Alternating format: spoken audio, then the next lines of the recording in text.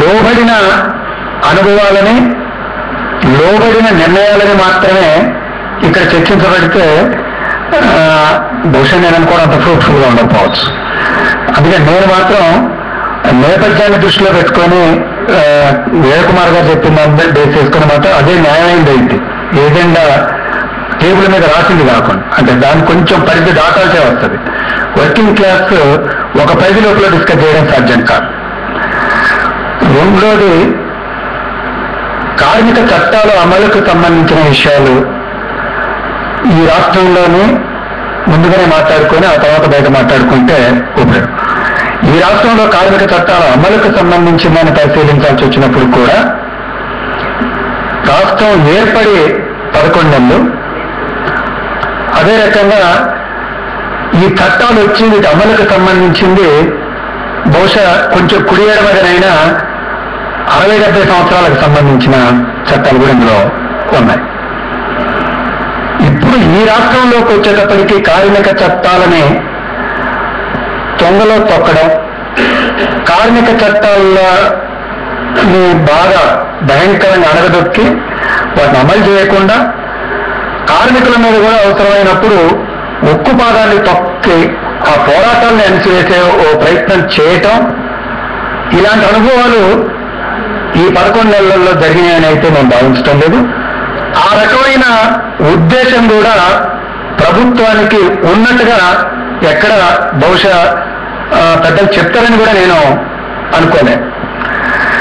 నా అభిప్రాయం ఏంటంటే 11 నెలల కాలంలో ఈ ప్రభుత్వం ముందుకొచ్చిన, ఇప్పుడు మాట్లాడిన ప్రత్యేకంగా సాయిబాబు గారు మాట్లాడినట్టుగా అనేక ఛాలెంజెస్ వర్కింగ్ క్లాస్ ఎదుర్కొంటుందనేది నిజం. అవి నేనేది వ్యతిరేకించడం లేదు.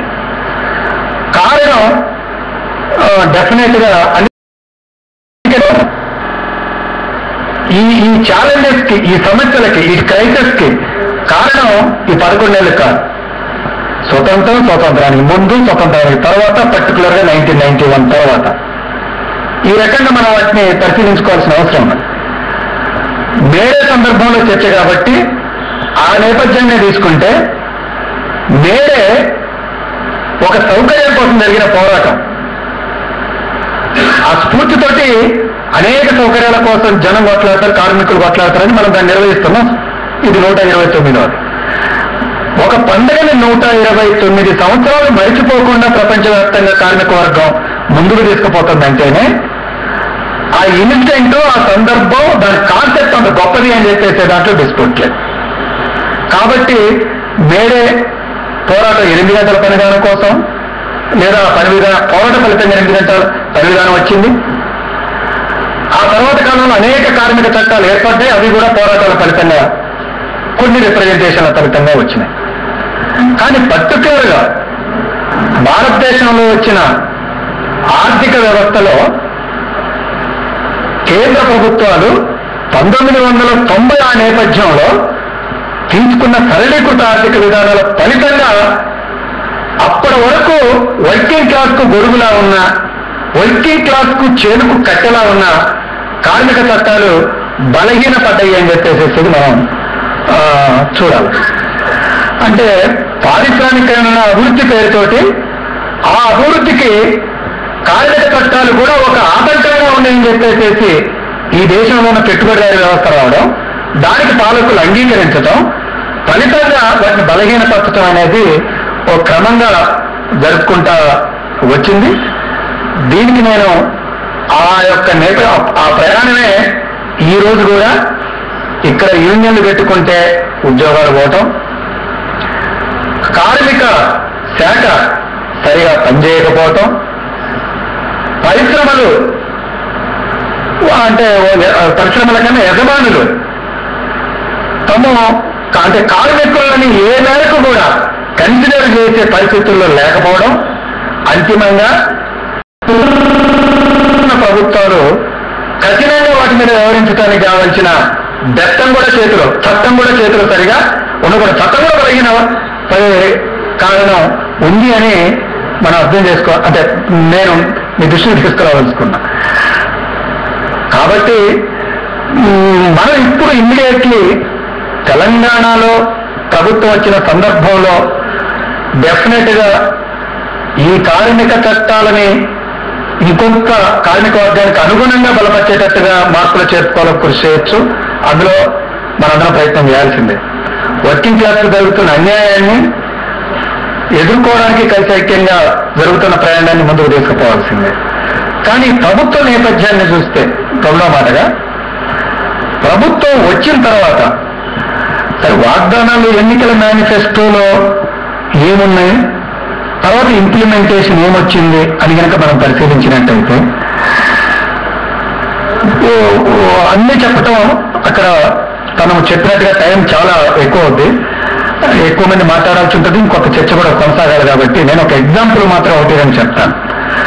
టీఆర్ఎస్ గవర్నమెంట్ వచ్చిన తర్వాత లైవ్ ఎగ్జాంపుల్, గతంలో మేము మినిమం వేజ్ బోర్డు వేయడం కోసం కూడా స్ట్రగుల్ పడ్డ పరిస్థితి ఉమ్మడి రాష్ట్రంలో ఉన్నప్పుడు ఉన్నది. కానీ టీఆర్ఎస్ గవర్నమెంట్ వచ్చిన తర్వాత ఇమ్మీడియట్లీ మినిమం వేజ్ బోర్డుని ఏర్పాటు చేయటం జరిగింది. 2, టీఆర్ఎస్ గవర్నమెంట్ వచ్చిన తర్వాత ఎప్పటి నుంచో చర్చనీయాంశం అవుతుంది, చర్చ అవుతున్న అంశంలోనే కార్మిక సంఘాలనే వేదిక మీద ఉన్నాయి. అక్కడ కన్స్ట్రక్షన్ బోర్డులో ఉన్న వర్కర్కి 2 లక్షల రూపాయలు ప్రమాదవశాత్తు మరణిస్తే ఇస్తున్నారు. దాన్ని 5 లక్షలు చేస్తే బాగుంటుంది అనేది ఓ డిమాండ్ గా రూపొందించాలని ఓవరాల్ గా రౌండ్ టేబుల్ సమావేశంలో చర్చ జరిగింది. కానీ కేసీఆర్ 5 లక్షల రూపాయలు ఆల్రెడీ ప్రకటించాడు. అంటే మనం ఒక 5 లక్షలు డిమాండ్ పెట్టేటప్పుడు నెగోషియేషన్ కూడా గమనంలో పెట్టుకుంటాం. 2 లక్షల రూపాయలు ఒకేసారి 5 లక్షలు తీసుకోవడం కష్టం అని కూడా అనుకుంటుంటాం మనం, ఎందుకంటే నెగోషియేషన్ లో ఉంటాం. కానీ 5 లక్షలు మిగతా దానికి ఇంటర్ రిలేటెడ్గానే ఆటో కానివ్వండి, ప్రైవేట్ డ్రైవరు, ట్రాక్టర్ డ్రైవరు, లేదనుకుంటే జర్నలిస్టు, లేదనుకుంటే హోమ్ గార్డు, వీళ్ళందరికీ నిన్న మేడే సందర్భంలో ఒక ప్రకటన అయితే చేయటం జరిగింది. అట్లే ఇతర వేతనాలకు సంబంధించింది కూడా జరిగింది. వీటన్నింటిలో నేను సారంగా, ఎందుకంటే అందరూ న్యూస్ పేపర్ చదివాలి కాబట్టి మళ్ళీ ఎన్ని నేను వివరించటం కాదు.